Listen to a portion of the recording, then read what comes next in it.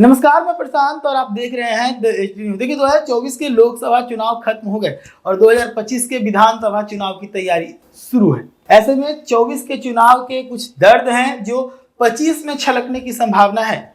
मैं बात कर रहा हूं उपेंद्र कुशवाहा की। उपेंद्र कुशवाहा काराकाट से लोकसभा के चुनावी मैदान में थे एनडीए के उम्मीदवार के तौर पर, लेकिन तभी एनडीए के दूसरी पार्टी बीजेपी के सदस्य रहते हुए पवन सिंह ने निर्दलीय कैंडिडेट के तौर पर काराकाट से नॉमिनेशन कर दिया। पवन सिंह के नॉमिनेशन करते ही पूरा काराकाट का समीकरण बदल गया।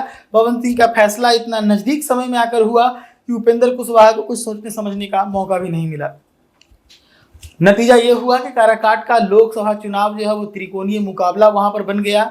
जहां टक्कर सीधा उपेंद्र कुशवाहा और राजाराम सिंह के बीच में होना था, वहां पे टक्कर हो गया उपेंद्र कुशवाहा और पवन सिंह में, और इन दोनों की लड़ाई का फायदा उठाते हुए काराकाट से मैदान मार लिए राजाराम सिंह।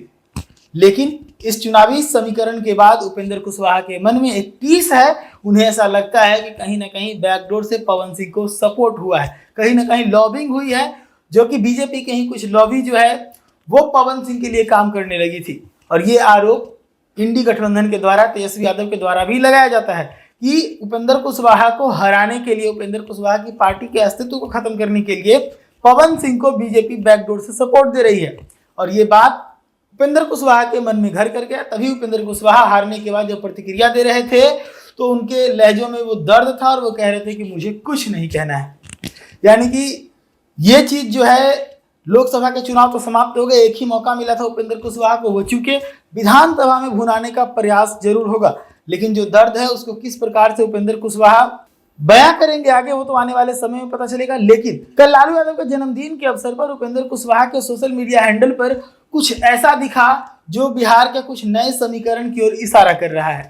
नया समीकरण क्या हो सकता है? मैंने आपको बताया कि पहले उपेंद्र कुशवाहा के मन में बीजेपी के लिए टीस है, तो वहीं पर कल जो उनका सोशल मीडिया हैंडल पोस्ट है लालू जी के जन्मदिन पर, उसमें वो लालू को गरीबों के मसीहा बताते नजर आ रहे हैं। यानी कि संभावना है कि उन्हें बीजेपी के द्वारा छलने का जो है कहीं ना कहीं एहसास हो रहा है। तो ऐसे में बीजेपी का साथ छोड़कर वो इंडी गठबंधन में आ सकते हैं। उपेंद्र कुशवाहा के इंडी गठबंधन में जाने से क्या कुछ बदलेगा, ये तो आने वाला वक्त बताएगा। लेकिन ये चीज अब साफ है कि आगामी जो विधानसभा चुनाव है उसमें कई फेरबदल देखने को मिलेंगे। इस विधानसभा चुनाव को देखते हुए इस विधानसभा चुनाव में एक और बड़ा नाम है जिसके मन में ठेस है। हालांकि वो अपने भतीजे को कहीं ना कहीं शाबाशी देते नजर आते हैं, कभी अपना बड़ा बेटा बताते हैं, लेकिन इस बात का टीस जरूर रहेगा कि पूरे अपने आन बान की लड़ाई लड़ने के बावजूद एक भी सीट पर लोकसभा चुनाव लड़ने का मौका नहीं मिला। मैं बात कर रहा हूँ पशुपति पारस की। पशुपति पारस चिराग पासवान के चाचा हैं। तो आने वाला जो विधानसभा चुनाव है उसमें तेजस्वी चाहेंगे कि उनका जो परफॉर्मेंस है और बेहतर हो, उनके जो जातीय समीकरण है वो और मजबूत हो। तो वो कहीं ना कहीं जरूर कोशिश करेंगे कि उपेंद्र कुशवाहा, जो कि कुशवाहा का एक बड़ा वोट बैंक रखते हैं, हालांकि तीसरे नंबर पर काराकाट में रहे हैं लेकिन फिर भी अच्छा वोट उनके खाते में आया था, तो उपेंद्र कुशवाहा को अपनी तरफ रखा जाए ताकि जो काराकाट लोकसभा क्षेत्र के आसपास का जो विधानसभा क्षेत्र है वहां पर उपेंद्र कुशवाहा के प्रभाव के कारण महागठबंधन को सपोर्ट मिले। तो वहीं पशुपति पारस को भी जोड़ने का प्रयास करेंगे ताकि हाजीपुर के आसपास का क्षेत्र, समस्तीपुर के आसपास का क्षेत्र में जो प्रभाव पासवान जाति का है, चिराग पासवान का जो भी एक तरफा प्रभाव देखने को मिला लोकसभा चुनाव में, उसमें कुछ न कुछ उनको शिफ्ट हो।